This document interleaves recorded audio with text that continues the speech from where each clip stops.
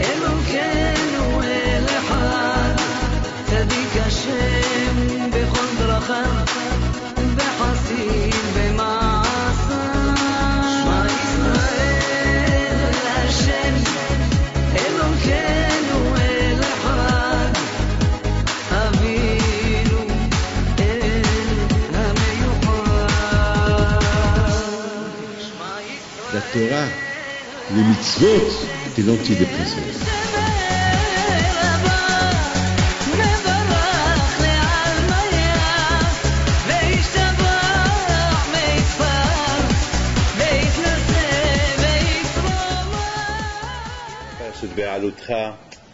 La parasha de Matan Torah, et toujours cette période-là, cette période de Shavuot, c'est la période de la parasha de, on parle un peu de Bamidbar, le désert.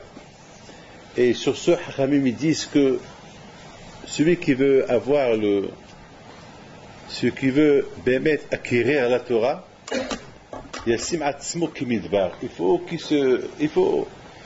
se comporte comme un désert. C'est quoi se comporter comme un désert?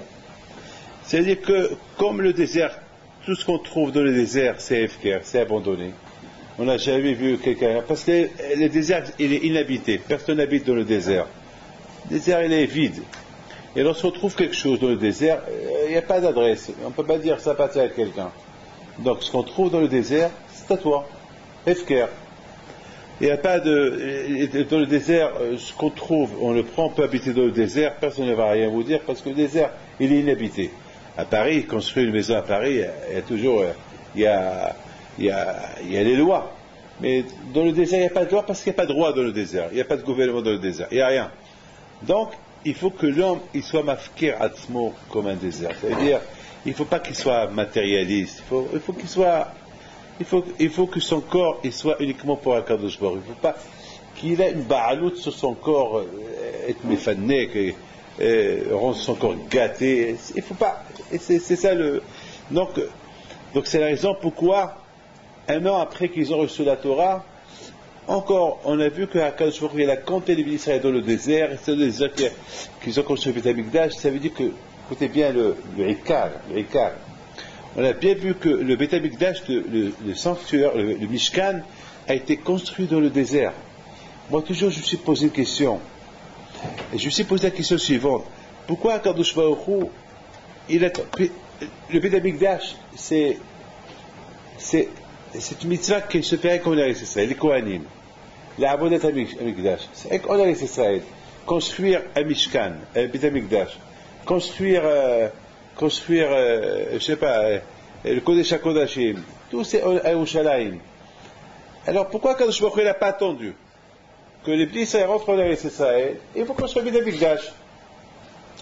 Comme qu'il y a les halachot qui t'avoient la Ares, il y a les halachot de Eretz Israël, que lorsque tu viens de l'Eretz Israël, il y a la Shemitah, il y a le Yovel, il y a beaucoup de mitzvot qui sont liot Baaretz.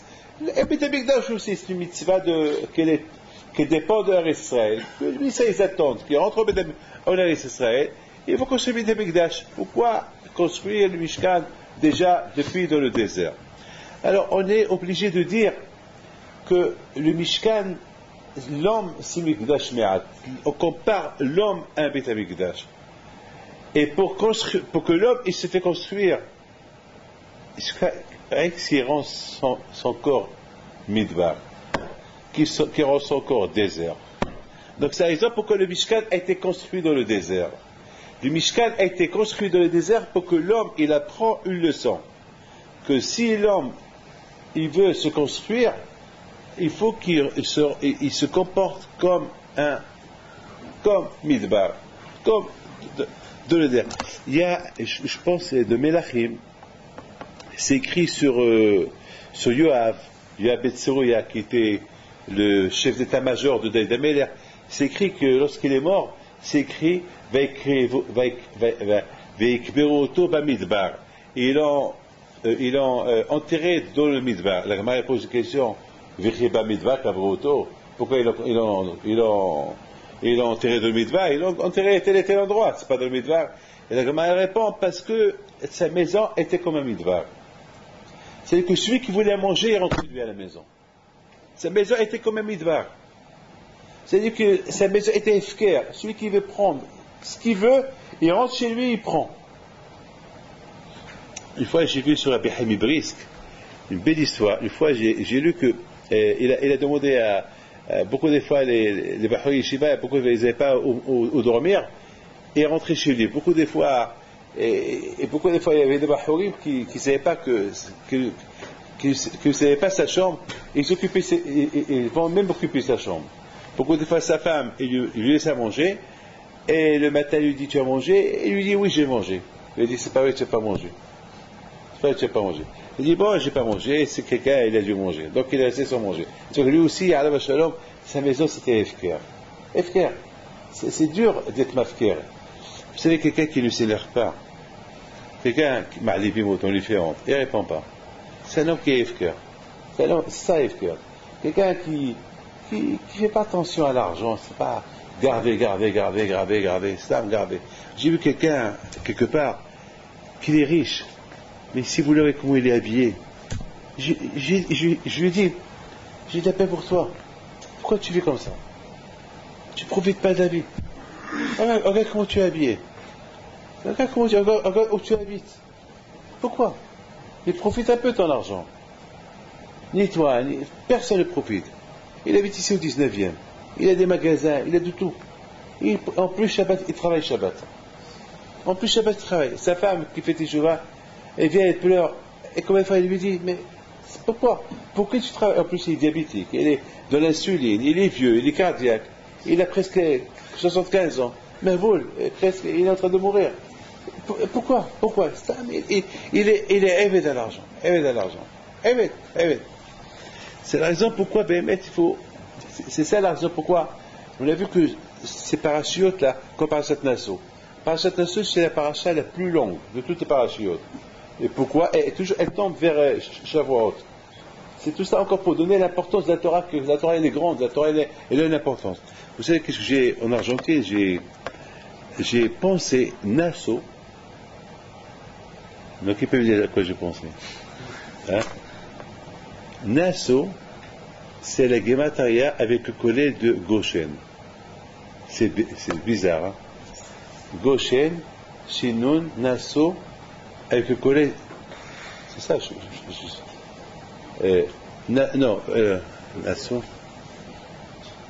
Nasso, Goshen, c'est Gimel. Nasso, c'est à peu près. Bon, à peu près, hein, il faut ajouter, il fait 5 Gimel. On va dire un long Gematria. un petit Gematria doublé. Mais ça veut dire que uniquement que quelqu'un, on va à Israël, on est à Israël, lorsque les Israël sont partis en Égypte, ils sont partis à Eretz Goshen. On l'appelle Tiva Aretz, Goshna. On lui a donné beaucoup de bons titres à Goshen. Pourquoi? Parce que Goshen, il y avait là-bas la Torah. Donc Nasso aussi, cette paracha, elle tombe toujours aux environs de Shavuot pour donner l'importance à Hag Shavuot. Mais peut-être que c'est pas ça tout mon Inyan. Hier, lorsque j'étais à l'aéroport pour venir ici, avec tout le monde qui était autour, on m'a dit donc je fais une petite Vartora avant le départ. Et puis j'ai posé une question.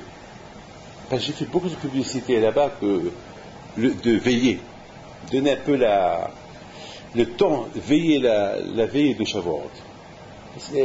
Bon, les Blétora, ils savent ce qu'on veiller, mais ici en France, Baruch Hashem, ça s'est beaucoup propagé, veiller la veille de Shavuot.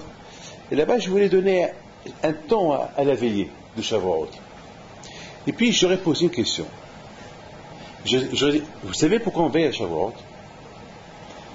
Je dis, on veille à Shavuot parce que Am Israël devait recevoir la Torah le lendemain, ils sont partis dormir.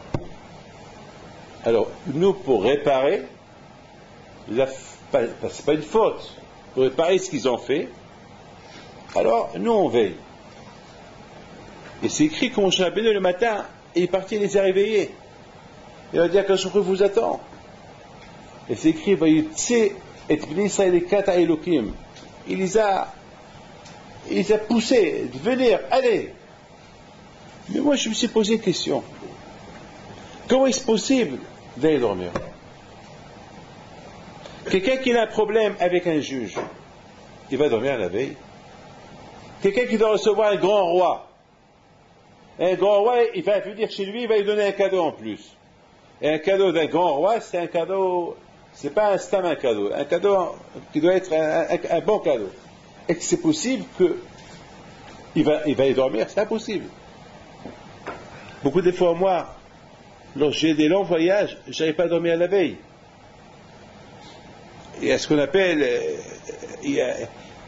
recevoir, être en contact avec Hachem pour la première fois. Que Hachem, il va venir, il va descendre. Hachem, il a préparé les Juifs de ne pas toucher la montagne. Il y avait beaucoup de préparation.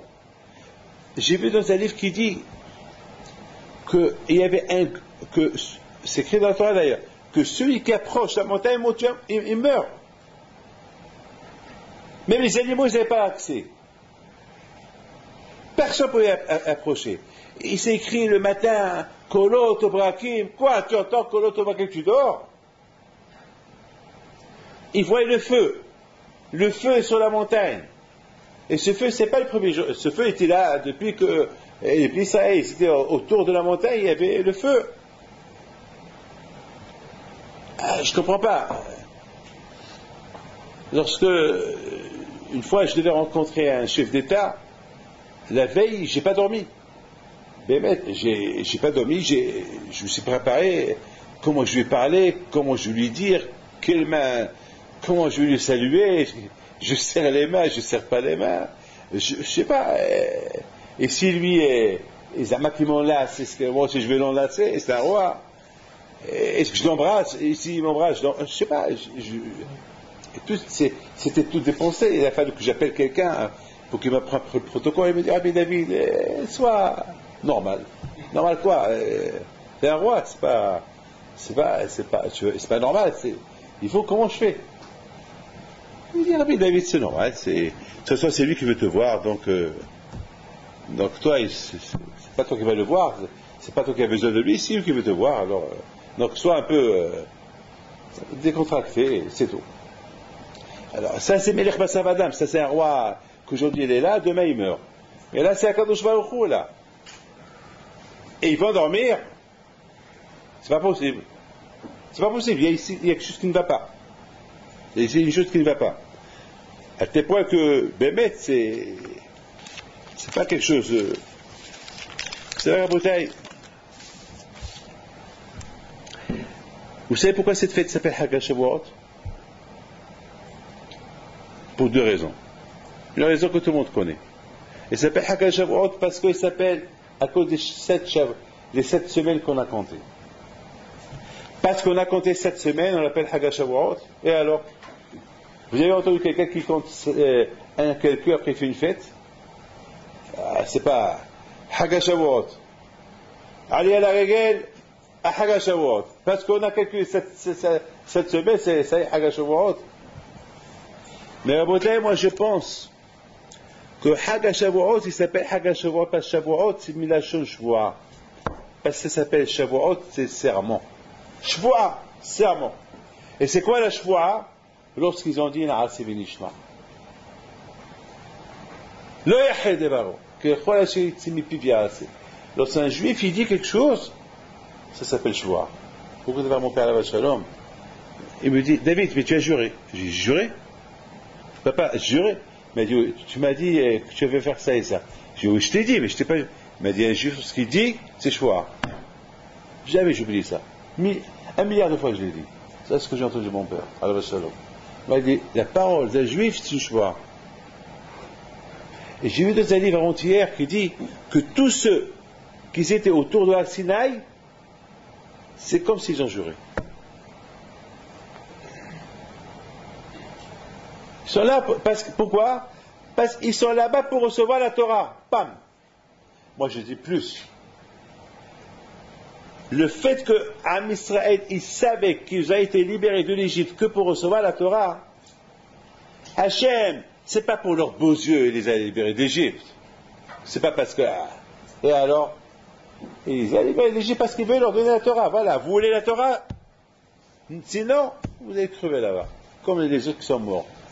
Pendant la plaie de Makatchocher, une bonne partie des Juifs, ils sont morts. Pourquoi ils sont morts? Parce qu'ils n'ont pas voulu. Donc, tu ne voulais pas quitter, alors. Pourquoi je fais pour venir?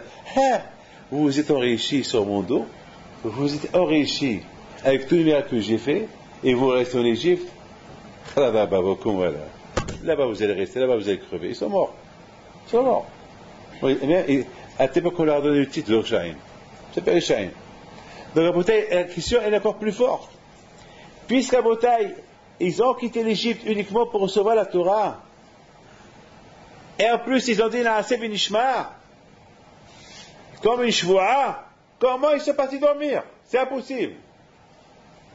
Et s'ils ne se réveillent pas? Non, vous avez pensé à ça? Et s'ils ne se réveillent pas? Alors, ils ne vont pas recevoir la Torah. Et si Moshe Rabbeinu ils n'auraient pas réveillé, ils ne vont pas recevoir la Torah. Alors pourquoi vous avez quitté l'Égypte? Quoi, vous pouvez de la Kadosh Baruch Hu comme ça, gratuitement? Alors comment ils sont partis dormir? Vous avez la réponse. Hier soir, avant que j'ai pris l'avion, j'ai dit comme ça. Après, je vous raconte une super histoire. C'est quoi être juif? Il y a une grande différence. Celui qui écoute un cours de Torah, celui qui étudie la Torah. Je n'ai vu dans ma vie beaucoup de gens qui font qu'écouter les cours de Torah. Et dans la rue, je les vois sans kippa. Écouter des cours de Torah, c'est super. C'est bien. Je ne dis pas que c'est pas bien. Mais ça ne va pas faire un changement dans le corps de l'homme, écouter les cours de Torah. Écouter, ça ne va pas faire un changement chez l'homme. Le changement dans l'homme, il va se faire lorsqu'un homme étudie la Torah. Je dis quoi, quelqu'un, t'as un mot, qui doit tout à l'heure, Harik, il m'a dit, parce que beaucoup de fois, je lui dis, Harik, tu étudies? David, j'étudie, et alors je l'attends. Je dis, il n'y a pas que lorsque je l'attends, il faut que tu étudies. C'est pas possible. Tu travailles ici à l'Yeshiva, tu vois les gens qui étudient, et tu vois tous ces cours de Torah qu'on fait, et toi tu n'étudies pas, c'est pas bien. Il faut étudier. Et qui s'y met tout à l'heure? Il m'a dit, bon, Rabbi David, j'ai une bonne nouvelle à vous dire. Je étudie une fois 1 heure, une fois je fais 2 heures, et Shabbat, j'ai fait 5 heures. Et à tel point que je suis parti à la maison, et j'ai pris un livre, je voulais encore continuer. J'ai déjà vu. Il y a une grande différence lorsqu'on écoute et lorsqu'on étudie. Lorsqu'on écoute, c'est comme on écoute. On peut dire, a priori, écouter, c'est pour arriver à étudier. Mais si on écoute et après on s'adapte à rien qu'à écouter, on s'habitue à rien qu'à écouter, on ne va pas étudier, ça ne va plus faire l'effet. La Torah, ce qu'on écoute, ça peut beaucoup de gens, je les vois sortir pas dans la rue, avec tout ce qu'ils écoutent. Il y avait une fois quelqu'un ici, je parlais, il était comme ça. Il avait la bouche ouverte, et chaque fois il faisait comme ça. Et ça m'a que j'ai dit, celui-là, ça, il va venir au collège, celui-là. La façon comment il était, et le lendemain, je l'ai vu sans kippa. Maman, sans kippa. Il me dit, pardon. Je dis, pardon de quoi? Je dis, à moi tu dis pardon. Je dis, mais pourquoi hier tu avais l'air d'être intéressé hier? C'est vrai, hier c'était un cours, c'était vraiment, je l'ai dit à ma femme, tout le cours je l'ai répété, et il est super, j'ai même pris une note. Tu as pris une note dans ta tête, ou tu as pris une note sur un papier? On prend des notes, mais il faut prendre des notes sur la tête, dans la tête, pas des notes sur papier.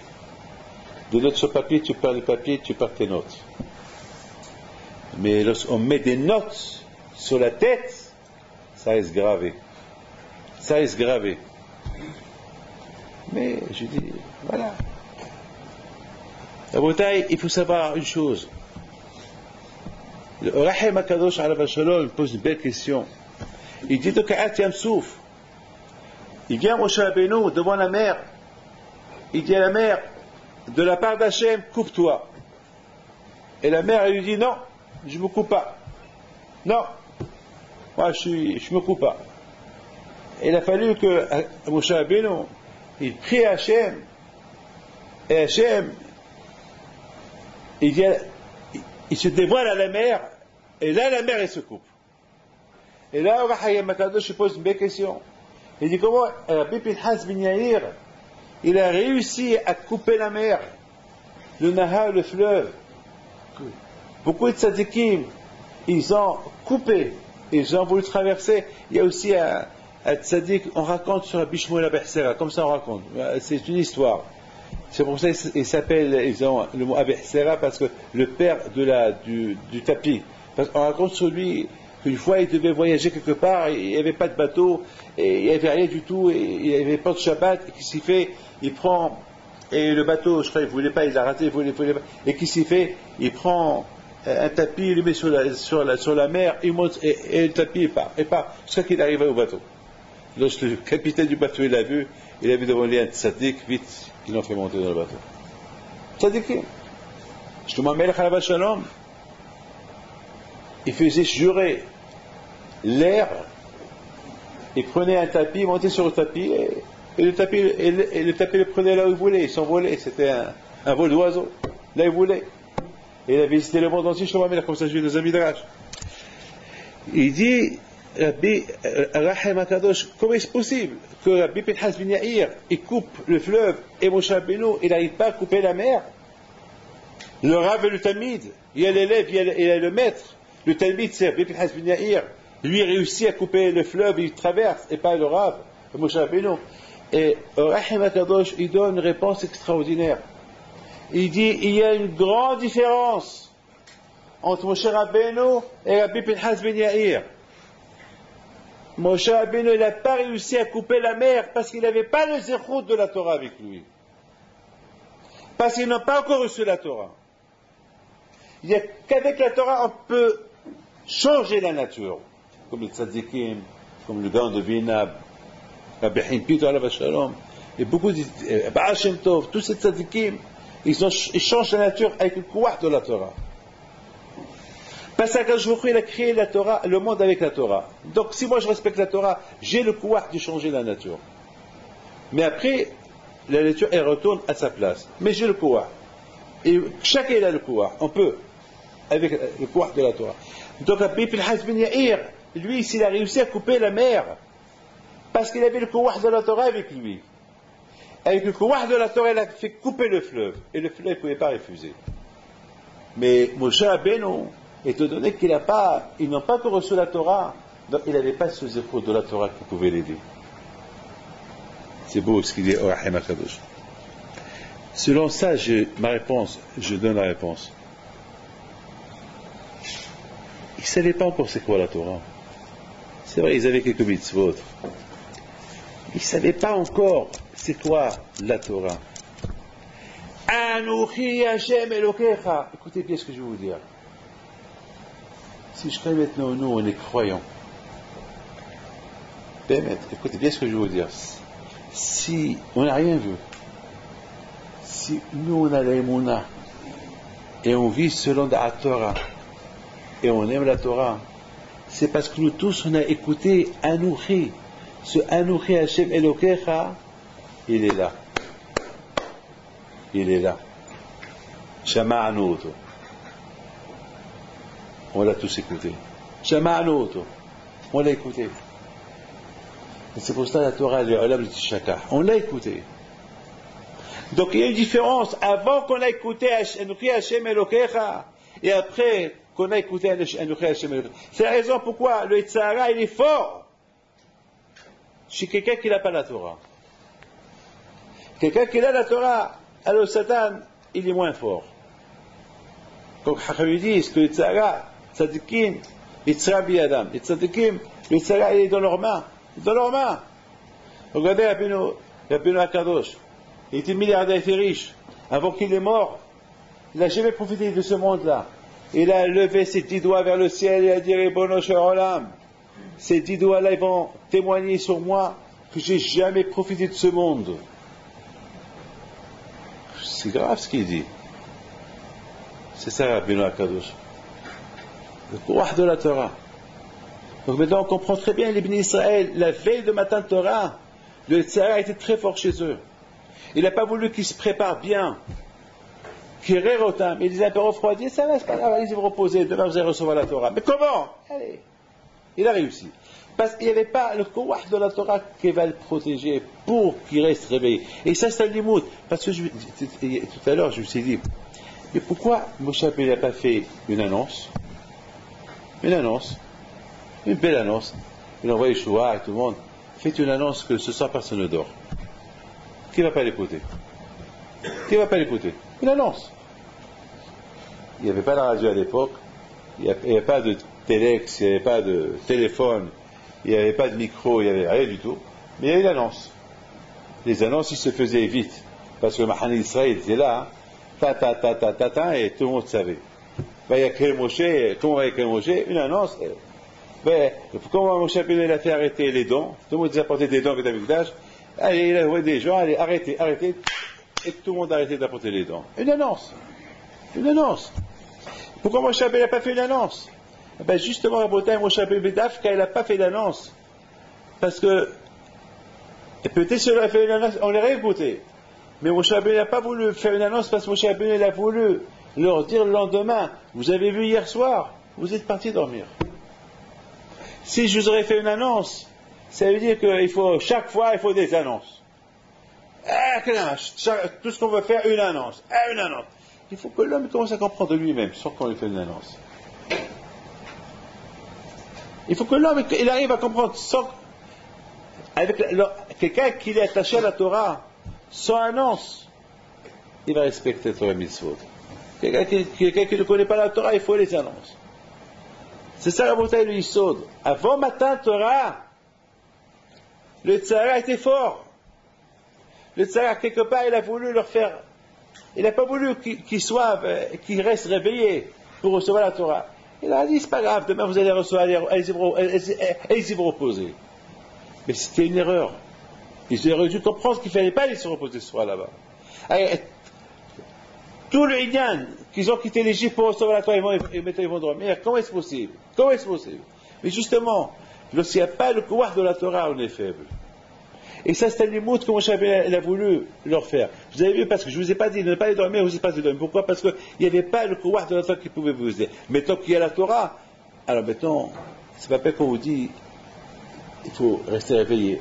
Vous comprenez qu'il faut rester réveillé. C'est des choses qu'on doit, nous, comprendre. Vous savez, à Bretagne, je vais vous raconter une histoire. Sans l'étude, il n'y a pas l'amour, il n'y a pas la chaleur, il n'y a pas d'enthousiasme à Kadosh Baruch Hu. Et de le respect des mitzvot. Tant qu'ils n'ont pas reçu la Torah officiellement, ils sont partis dormir. Mais tant qu'on l'a reçu officiellement, alors c'est à nous de... Il n'y a aucune obligation de ne pas dormir. Et à toi de comprendre, sois logique. Écoutez, c'est une histoire que je vais vous raconter. Il y a un juif en Argentine, il me raconte, Javier, il me dit, Rabbi David, demain, il va venir vous voir, si ça ne vous dérange pas, un goy. Ce goy-là, il y a 2 semaines, et je l'ai rencontré à Paris. Parce que ce Javier-là, cet Argentin, était à Paris il y a 2 semaines. Il était de passage de la Chine, il a fait un stop là pour partir, et de là il est parti en Argentine. Il m'a raconté comme ça. Il m'a dit, je l'ai rencontré pendant que je faisais les achats. Fabio, qu'est-ce que tu fais là? Qu'est-ce que tu fais là? Moi, je viens de la Chine et je suis là, je suis venu là. Pourquoi tu viens à Paris? Parce qu'à Paris, pour voir mon rêve qu'il est là, qu'il habite ici. C'est bien, c'est bien. Il discute, il dit, ça va, tu vas bien? Ça va, je vais bien. Alors, toujours tu fais du sport? Et Fabio, c'est un monsieur de 2 mètres, carrure de... une carrure de Hercule, quelqu'un de fort, grand de taille, bien musclé. C'est un monsieur qui fait beaucoup de sport et il travaille beaucoup avec des trucs de sport, accompagné. Il dit, pourquoi voulez-vous que je vais avoir... Il dit, tu veux pas venir cet après-midi, on passe voir le rap. Je lui ai dit, tu sais, moi je suis pas juif. Et pourquoi tu veux que je passe le voir? Il dit, pourquoi pas?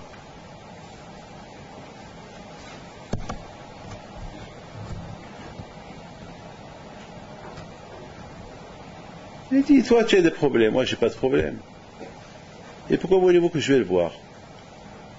L'histoire est terminée là. Ce mardi-là, mardi dernier, Havel vient me voir, il me dit, Rabbi David,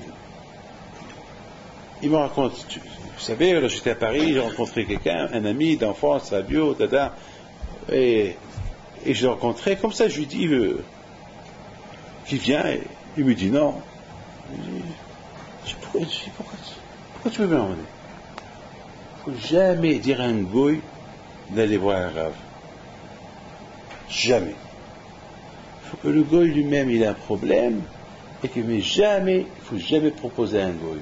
C'est Hilul Hashem. Le fait qu'il te dit non, c'est Hilul Hashem. Un juif qui te dit non, c'est un juif. Bon. Mais un goy, c'est Hilul Hashem. Jamais. Il ne faut jamais dire à un juif. Il m'a dit, ah pardon, je ne savais pas. Je dis bon. Il me dit, bon, de toute façon, maintenant, ce qui a été fait, il a été fait. Mais maintenant, c'est lui qui m'a appelé ce matin. Ah bon? Qu'est-ce qu'il y a? Qu'est-ce qu'il veut? Il veut venir te voir. Il arrive à Paris. Il avait mal dans tout son corps, à tel point qu'il ne pouvait plus bouger son corps. Il va chez le médecin, il dit, bon, je ne sais pas ce que tu as, mais fais une série d'analyses. Étant donné qu'il est riche, les analyses après 1 heure lui ont dit, tu as la grave maladie. Mais maintenant, il faut passer un scanner, un IRM, pour voir c'est où passer, il faut faire vite. Il a l'argent, les choses se font vite. Ils lui font un IRM et tout. Ils ont trouvé qu'il a la grave maladie dans ses poumons et un peu partout. Il avait rien il y a 1 semaine et en 3 jours, voilà ce qu'il a. Et les médecins lui ont dit, tu vis d'un jour à l'autre. Vous vous rendez compte? Quelqu'un qui n'a rien, quelqu'un qui est sportif, comme un éclair, on lui annonce, tu vis d'un jour à l'autre. Et à rigueur, c'est mieux qu'il crève tout de suite, une crise cardiaque, qu'il meurt tout de suite, qu'on lui dit, tu n'as rien, il n'avait rien du tout, et on lui dit, voilà, tu vis d'un jour à l'autre. Alors je suis parti monter le voir à l'hôtel, et voilà, je vois lui, sa femme, son copain, les 3 qui pleurent. Ils pleurent. Bien sûr, il y a de quoi pleurer.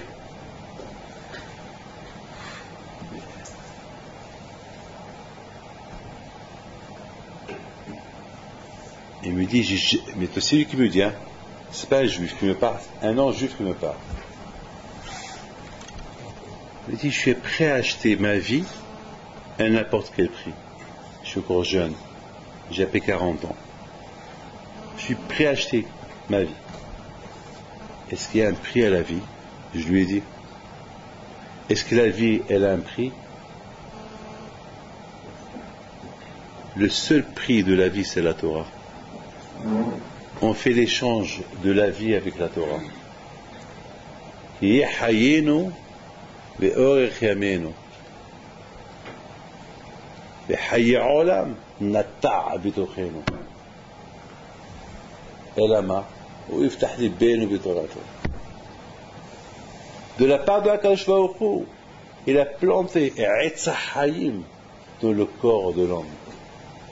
Etz Haïm, qui s'appelle Torah, Hachem il a planté dans le corps de l'homme.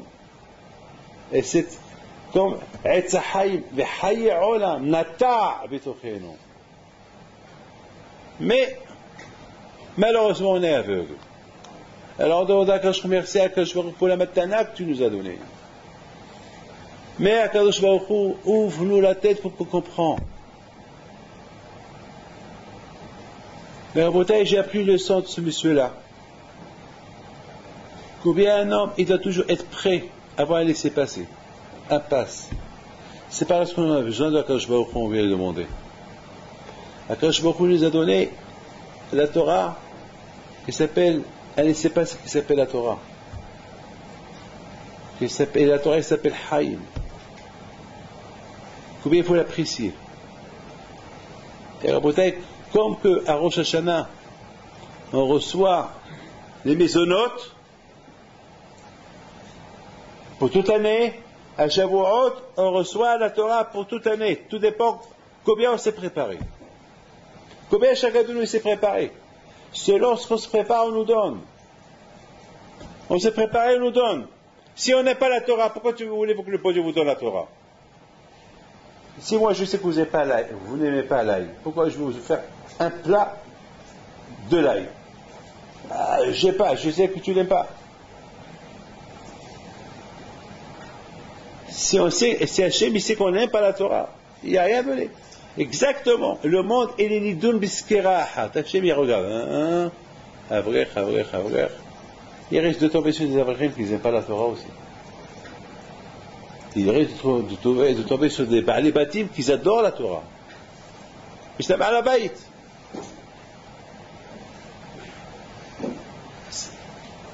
Hag HaShavuot, c'est Hag Matan Torah. C'est la fête de la Torah que Hachem il donne. Matan, il donne des cadeaux. Il distribue.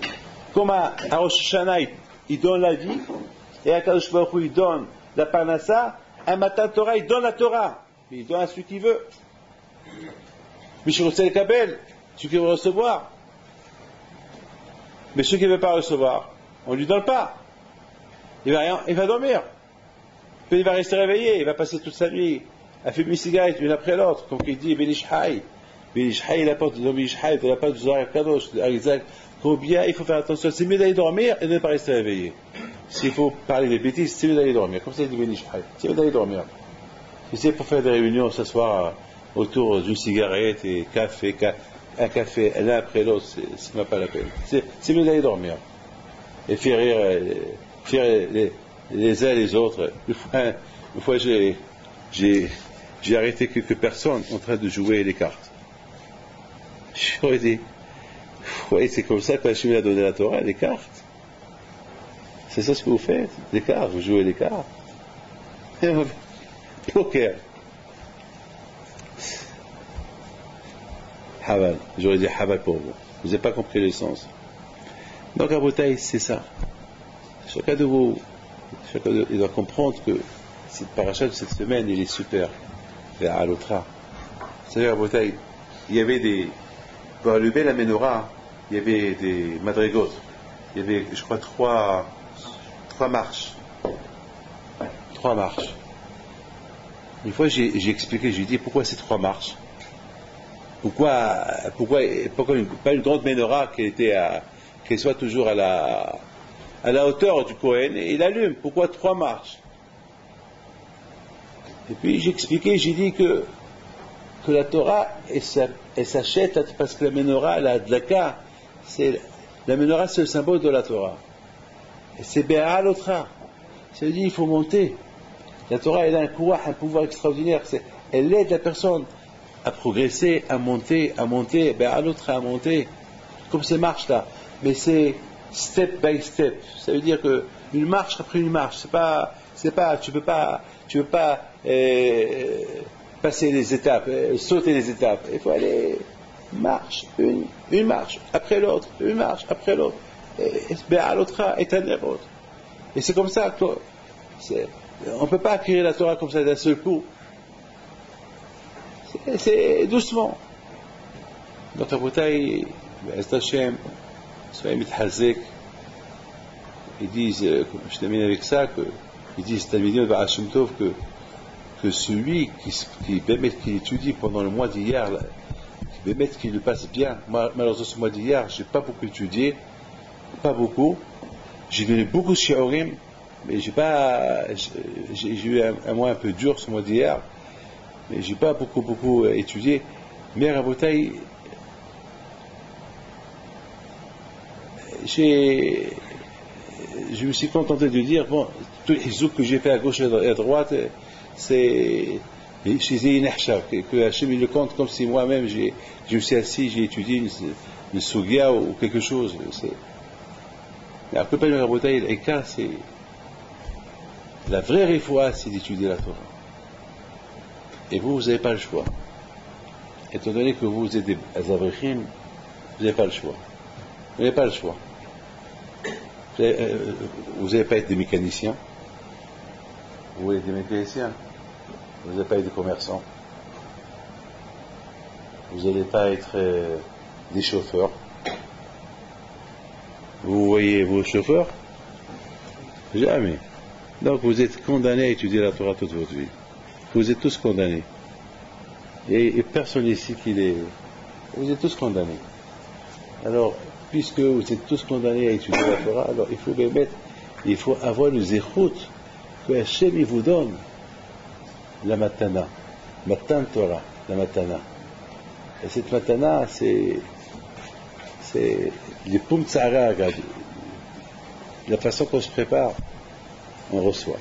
Alors je souhaite à vous tous que vous recevez Hachem une bonne matan Torah, un bon cadeau qu'elle rassonne, et que Hachem vous donne bracha, betzlaha, briout, et Hachem, et la parnassa, qu'elle rassonne, et chinour, vos enfants.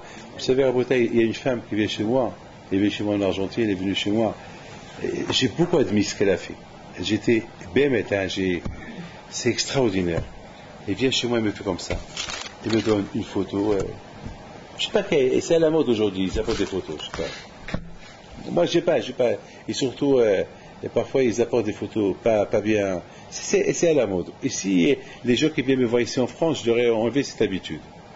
Je sais pas pourquoi, je sais pas qui a ouvert ce pétard-là de montrer les photos. Et surtout à Miami, tous ces pays chauds, et les photos, ils sont terribles. Ils sont pas de sniout, pas de sanoua du tout.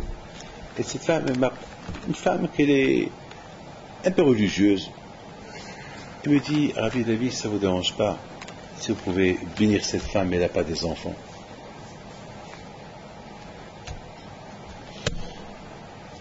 Je lui fais le bracha, et il se lève pour partir. Et je lui dis, et vous? Il dit, si vous pouvez me faire une bracha pour avoir des enfants. Vous avez des enfants? Non, j'ai pas d'enfants. Et vous me demandez une bracha pour votre copine qui n'a pas des enfants? Elle me dit, moi, la pauvre, elle pleure tout le temps. Moi, je pleure pas. Moi, j'ai l'espoir. Mais elle pleure. Ça me touche, je peux pas. Je préfère que le bon Dieu lui donne à elle et après, Hachem me donne. Je lui dis, tu sais pas que en la bénissant, tu te fais bénir toi aussi? En la bénissant, tu te fais bénir. Mais je lui dis, c'est extraordinaire. Et je pense que c'est ça ma Torah. Hachem, il a avant de donner la Torah à Israël. La Torah qui est béahdout, que la Torah, c'est arrivé, c'est baisé. C'est ça que Israël était capable d'être unis les uns avec les autres. C'est important ça. C'est très important avant ma Torah qu'il y ait ce lien de ahdout. Donc s'il y a ce lien de ahdout, on peut recevoir la Torah parce qu'il y a des mitzvot que moi je peux faire que toi tu peux pas faire.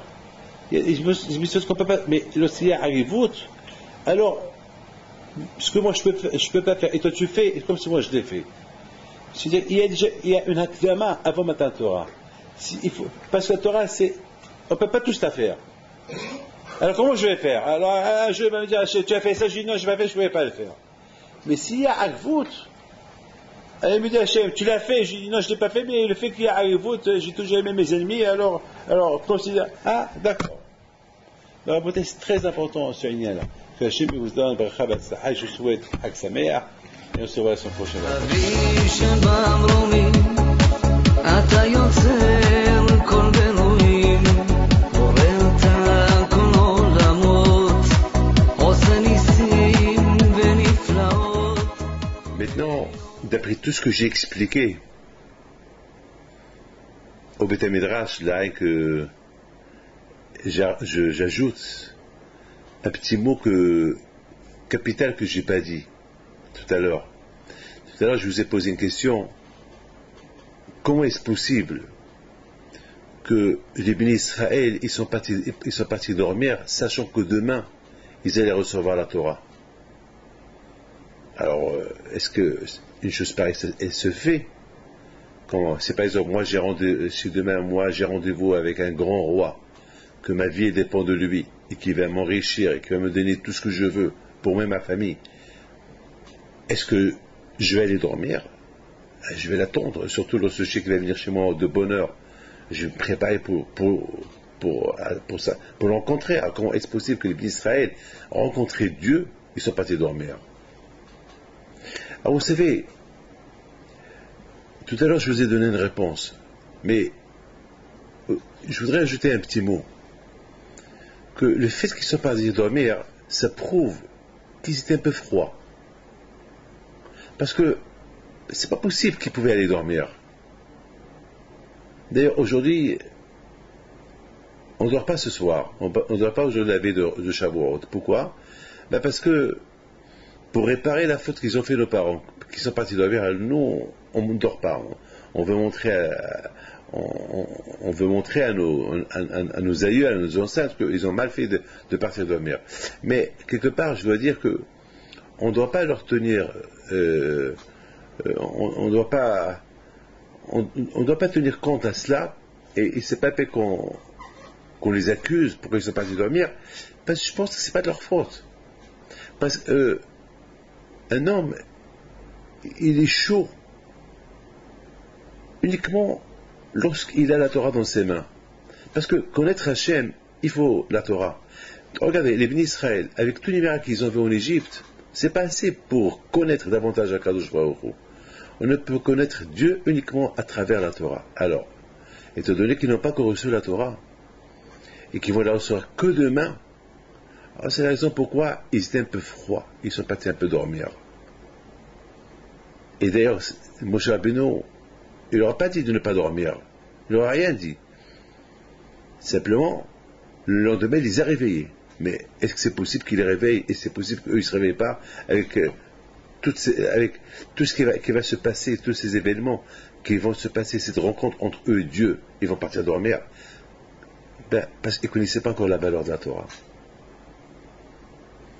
Ils ont commencé à connaître la valeur de la Torah uniquement le lendemain, une fois qu'ils ont reçu la Torah.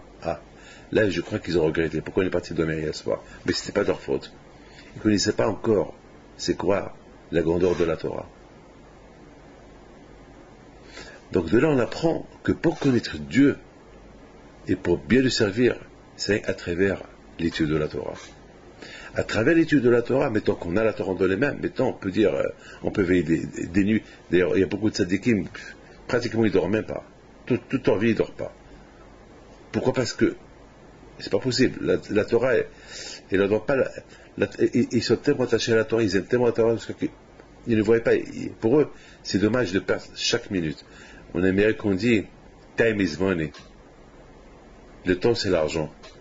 Mais quelqu'un qui connaît la Torah, il dit time is Torah. Le temps, c'est la Torah.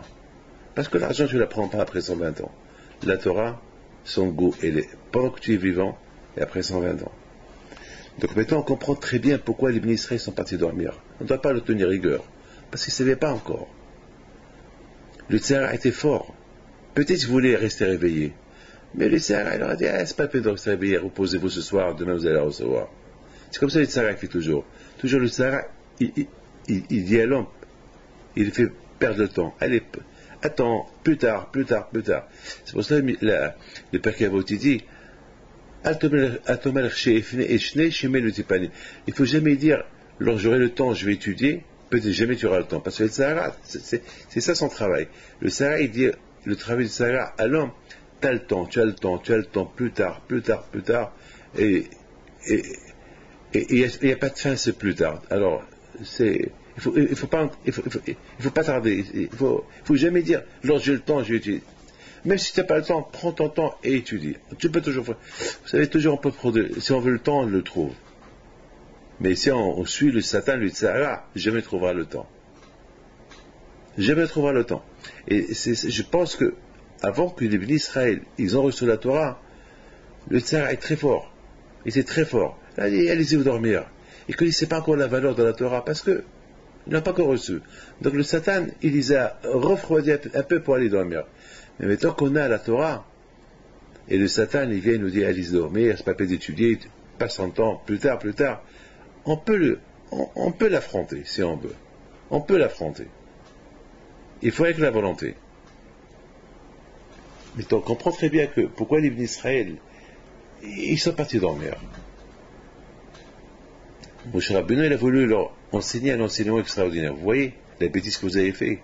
Au lieu que vous compreniez de vous-même que la veille de matin Torah, on ne dort pas, on se prépare, peut-être on révise le peu de Torah que je vous ai donné pour pouvoir rencontrer Hachem le lendemain.